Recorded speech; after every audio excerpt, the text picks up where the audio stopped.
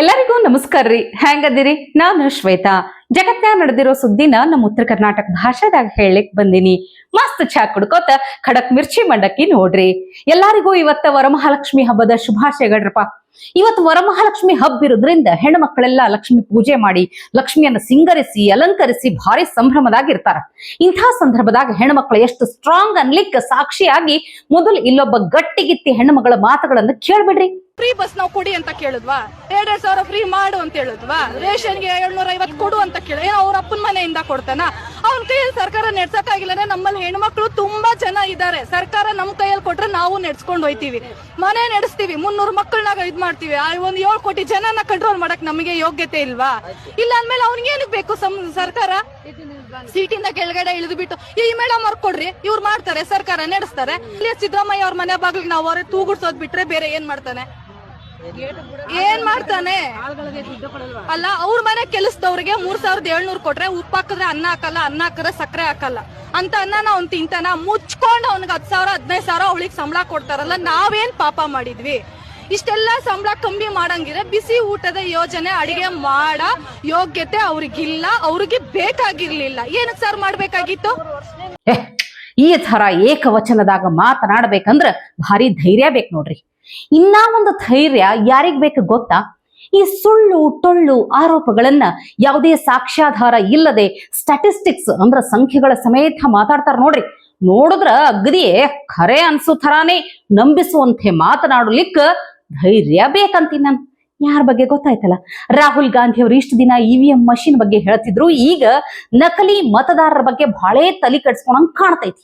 ಚುನಾವಣಾ ಆಯೋಗ ಮೋಸ ಮಾಡ್ಲಿಕ್ಕತ್ತದಂತ ಈ ಎಲ್ಲೆಲ್ಲಿ ಬಿಜೆಪಿ ಗೆದ್ದಿರ್ತೈತಿ ನೋಡ್ರಿ. ಅಂಥ ರಾಜ್ಯಗಳದ್ರಾಗ ನಕಲಿ ಮತದಾರರನ್ನ ಸೃಷ್ಟಿ ಮಾಡಿ ಚುನಾವಣಾ ಆಯೋಗ ಗದ್ಲೆಬ್ಸೈತಿ. ಹಿಂಗಾಗಿ ಕಾಂಗ್ರೆಸ್ನವ್ರು ಸೋತಾರ ಅಂತ ಏನೇನೋ ಹೇಳಕ್ ಹೊಂಟ್ರು. ಇದಕ್ ಸುಮ್ಮನೆ ಬಿಡ್ತಾರ? ಕರ್ನಾಟಕದ ಮುಖ್ಯ ಚುನಾವಣಾಧಿಕಾರಿ ಅನ್ಬು ಕುಮಾರ್ ಅವರು ರಾಹುಲ್ ಗಾಂಧಿ ಅವರಿಗೆ ಪತ್ರ ಬರೆದು ಬಿಟ್ಟಾರ. ನೋಡ್ರಿ, ನೀವು ಮಾಡ್ತಿರುವಂತಹ ಆರೋಪಗಳು ಖರೆ ಇತ್ತು, ಸರಿಯಾಗಿತ್ತಂದ್ರ ಇದಕ್ಕ ಸಾಕ್ಷ್ಯಾಧಾರಿತ ಪ್ರಮಾಣ ಪತ್ರಗಳನ್ನು ಸಲ್ಲಿಸ್ಬೇಕು ನೀವು. ಈ ಆರೋಪಗಳ ಅಕಸ್ಮಾತ್ ಖರೆ ಇತ್ತು ಅಂದ್ರೆ ಕಾನೂನಾತ್ಮಕ ಕ್ರಮ ತಗೋತಾರೆ. ಅಕಸ್ಮಾತ್ ಇದ್ರಾಗ ಏನದ ಸುಳ್ಳಿತ್ತಂದ್ರ ಶಿಕ್ಷೆಗೆ ಒಳಗಾಗುವ ಸಾಧ್ಯತೆನೂ ಐತಿ ಅಂತ ಎಚ್ಚರಿಸ್ಯಾರ. ಚುನಾವಣೆಕಿನ ಮೊದಲೇ ಆಯೋಗ ಮತಪಟ್ಟಿ ಎಲ್ಲಾ ರೆಡಿ ಮಾಡಿ ಎಲ್ಲಾ ರಾಜಕೀಯ ಪಕ್ಷಗಳಿಗೆ ಕಳಿಸ್ಕೊಟ್ಟಿರ್ತಾರ. ಹೌದಿಲ್ಲ ಹೇಳ್ರಿ? ಅವಾಗ ಯಾಕೆ ಸುಮ್ಮನಿದ್ರಪ್ಪ ನೀವು? ಈ 2 ವರ್ಷ ಆದ ಮ್ಯಾಲ ಇಂಥದ್ದೇ ಸಾಕ್ಷಿಗಳನ್ನು ತಗೊಂಡು ಸರಿಯಾಗಿ ದಾಖಲೆ ಸಮೇತ ಹೇಳಲಿಕ್ಕತ್ತಾರಂದ್ರ ಇದ್ರಾಗ ಅವ್ರದೇ ಕೈವಾಡ ಯಾಕಿರಬಾರ್ದು? ಲಿಖಿತ ರೂಪದಾಗ ಕಂಪ್ಲೇಂಟ್ ಕೊಡ್ರಿ ಅಂತ ಆಯೋಗ ಕೇಳಿದ್ರು ಯಾಕೆ ಕಂಪ್ಲೇಂಟ್ ಕೊಡಾಕತ್ತಿಲ್ಲ? ಇದ್ರಾಗ ಬಹಳ ಡೌಟ್ ಬರ್ತೈತಿ ನೋಡ್ರಿ. ಆದ್ರೂ ಒಂದ್ ಮಾತು ಏನಂದ್ರ, ರಾಹುಲ್ ಗಾಂಧಿ ಅವ್ರು ಈ ತರ ಸುಳ್ಳುಗಳು ಮಾತಾಡೋದನ್ನ ಕೇಳಿ ನಂಗೆ ಆಶ್ಚರ್ಯ ಏನ ಆಗಿಲ್ ಬಿಡ್ರಿ. ಆದ್ರ ಆಶ್ಚರ್ಯ ಆಗಿದ್ದು CM ಸಿದ್ದರಾಮಯ್ಯನವರು ರಾಹುಲ್ ಗಾಂಧಿ ಹೇಳಿದ್ದನ್ನ ಪೋಸ್ಟ್ ಮಾಡ್ತಾರಲ್ಲ, ಅದು ಬಹಳ ವಿಚಿತ್ರ ಅಂತ ಅನ್ಸಿದ್ದು. ಯಾಕಂತೀರೇನ? ನೋಡ್ರಿ, ಹಿಂದೊಮ್ಮ ತಾವ್ ಏನ್ ಮಾತಾಡಿದ್ರು, ಹೆಂಗ ರಿಯಾಕ್ಟ್ ಮಾಡಿದ್ರು ಇಂಥದ್ದೇ ವಿಷಯಕ್ಕೆ ಅನ್ನೋದನ್ನ ಅವರು ನೆನಪು ಹಾರ್ದಂಗ್ ಕಾಣ್ತೈತಿ. ಆದ್ರೆ ಈ ಸೋಷಿಯಲ್ ಮೀಡಿಯಾ ಕಾಲದಾಗ ಯಾವುದನ್ನೂ ನೆನಪು ಹಾರ್ಲಿಕ್ಕೆ ಬಿಡುವುದಿಲ್ಲ. ಸಾಕ್ಷಿ ಸಮೇತ ವಿಡಿಯೋಗಳನ್ನ ತೋರಿಸಿ ನಿಮಗೆ ನೆನಪಿಸ್ತಾರ. ಈ 2018ರ ಕರ್ನಾಟಕ ಚುನಾವಣೆ ಟೈಮಿಗೆ ಕಾಂಗ್ರೆಸ್ ನಾಯಕನ ಮನ್ಯಾಗ 10,000 ನಕಲಿ ಮತದಾರರನ್ನ ಚೀಟಿಗಳು ಸಿಕ್ಕಿದ್ವು ಅಂತ, ID ಕಾರ್ಡ್ಗಳು. ಹಿಂಗ್ ಚೀಟಿ ಸಿಕ್ಕಾಗ ಏನ್ ಹೇಳಾರ, ಹೆಂಗ್ ರಿಯಾಕ್ಟ್ ಮಾಡ್ಯಾರ ಗೊತ್ತಾ ಸಿದ್ದರಾಮಯ್ಯನವರು? ಹಿಂಗ ನಕಲಿ ಚೀಟಿ ಇದ್ದಿದ್ದು ಸಿಕ್ಕ್ರಿ ಏನ್ ಹತ್ತದ, ಅದ್ರಿಂದ ಏನ್ ಮಹಾ ಆಗೋದದ ಅಂತ ಉಡಾಫೆ ಉತ್ತರ ಕೊಟ್ಟಾರ. ಕೇಳ್ರಿ ಒಂದ್ಸಲ.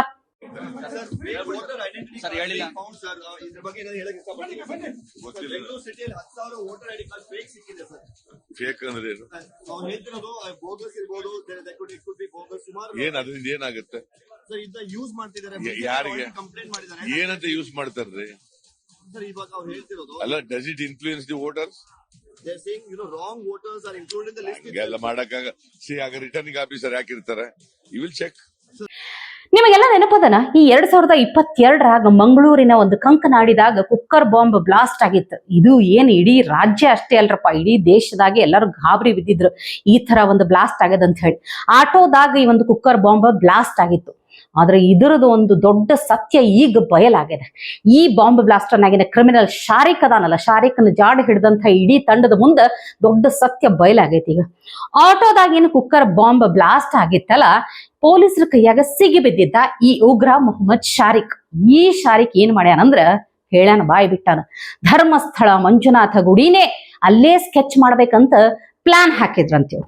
ಆದ್ರ ಗುರುವಿಗೆ ತಿರುಮಂತ್ರ ಅನ್ನೋ ಹಂಗ ಆ ಬ್ಲಾಸ್ಟ್ ಪ್ಲಾನ್ ಫೇಲ್ ಆಯ್ತು. ಯಾಕಾಯ್ತು? ಇಲ್ಲಿ ಮುಖ್ಯವಾಗಿ ಅಂದ್ರೆ ಬಾಂಬ್ ಟೈಮರ್ ಕೈ ಕೊಟ್ಟೈತಿ. 1.5 ತಾಸು ಅಂದ್ರೆ 90 ನಿಮಿಷ ಆದ್ಮೇಲೆ ಬ್ಲಾಸ್ಟ್ ಆಗ್ಬೇಕಾಗಿತ್ತು ಆ ಬಾಂಬ್. ಆದ್ರ 9 ನಿಮಿಷಕ್ಕ ಮಂಗಳೂರ್ನಾಗ ಬ್ಲಾಸ್ಟ್ ಆಗ್ಬಿಟ್ಟದ, ಅದು ಆಟೋದಾಗ. ಇಲ್ಲಿ ಟೈಮರ್ ಕೈ ಕೊಟ್ಟಿದ್ರಿಂದ ಧರ್ಮಸ್ಥಳದ ಮಂಜುನಾಥನ ಗುಡಿ ಬಳಿ ಏನ್ ಬ್ಲಾಸ್ಟ್ ಮಾಡ್ಬೇಕಂದಿದ್ರಲ್ಲ ಅದು ಜಸ್ಟ್ ಮಿಸ್ ಆಗ್ಯದ ನೋಡ್ರಿ. ಈ ವಿಷಯ ಇವತ್ತು ಗೊತ್ತಾಗ್ಯದ. ಒಂದು ರೀತಿ ಅಂದ್ರ ಧರ್ಮಸ್ಥಳ ಮಂಜುನಾಥ ಸ್ವಾಮಿ ಗುಡಿನೇ ಟಾರ್ಗೆಟ್ ಮಾಡ್ಕೊಂಡಿದ್ರಿ ಇವ್ರು. ಇದಕ್ಕ ಟೆಲಿಗ್ರಾಮ್ ಆ್ಯಪ್ ಬಳಸಿದ್ರಂತ, ಲಕ್ಷಗಟ್ಲೆ ರೊಕ್ಕನ ಈ ಕ್ರಿಪ್ಟೋ ಕರೆನ್ಸಿ ಮೂಲಕ ಕಳಿಸ್ಕೊಂಡಿದ್ರಂತ. ಇದೆಲ್ಲಾ ವಿಷಯ ಗೊತ್ತಾಗ್ಯದ.